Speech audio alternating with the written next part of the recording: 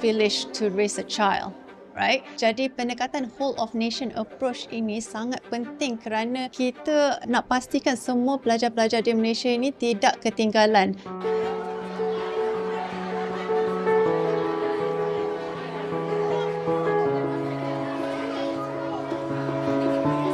Program Anak Kita adalah satu inisiatif penting kerajaan dalam usaha reformasi pendidikan dan ianya direka khusus untuk menangani isu kecederaan pembelajaran disebabkan COVID-19.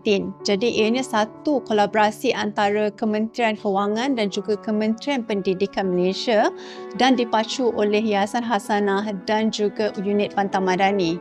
Jadi kita bekerjasama bersama civil society organisations dan juga universiti-universiti awam dalam menjalankan intervensi-intervensi berfokus di seluruh negara.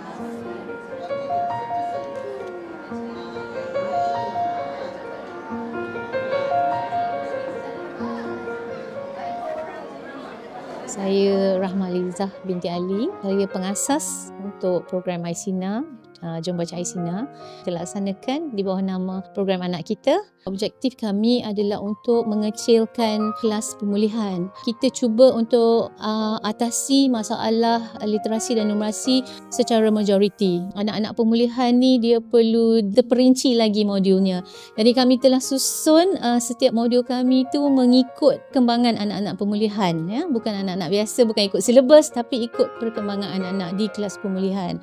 Sebab modul yang kami susun ini memang buat khusus supaya anak-anak ni dapat mengatasi masalah literasi dan numerasi dengan cepat. Sebab kita tidak mahu lambatkan anak-anak murid di kelas pemulihan itu bertambah dan bertambah sampai cikgu pemulihan pun stres. Ya.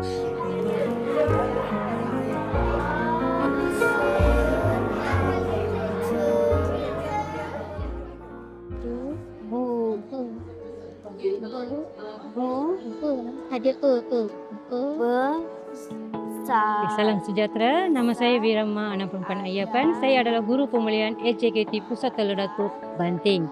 Sekarang ini saya terlibat dengan program Aisina, iaitu program Anak Kita. Program ini melibatkan literasi dan numerasi, di mana literasi ini kaedah fonik telah diperkenalkan kepada murid. Kaedah fonik ini membantu murid menguasai lagi cepat daripada kaedah suku kata. Bagi matematik pula, modul yang digunakan dapat membantu murid menguasai asas matematik lebih cepat daripada dulu.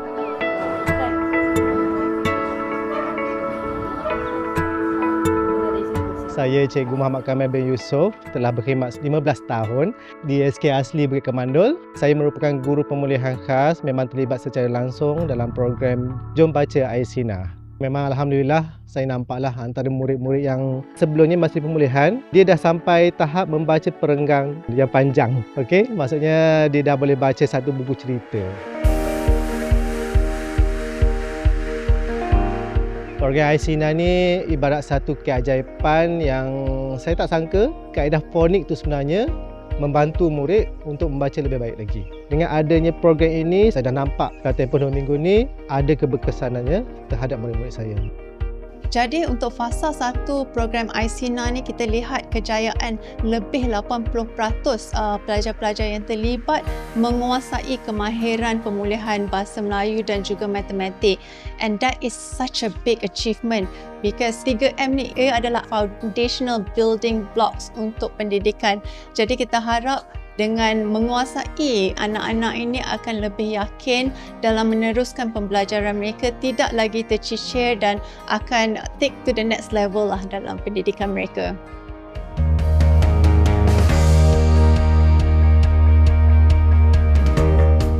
Kalau kita lihat untuk program Anak Kita ni, seramai lebih 83,000 pelajar yang terlibat. And that is not just a number. Setiap 83,000 pelajar itu mempunyai harapan mereka sendiri, mempunyai impian mereka sendiri. Dan kami harap di Yayasan Hasanah, program ini dapat memberikan mereka landasan yang mereka boleh terus maju dalam pendidikan mereka.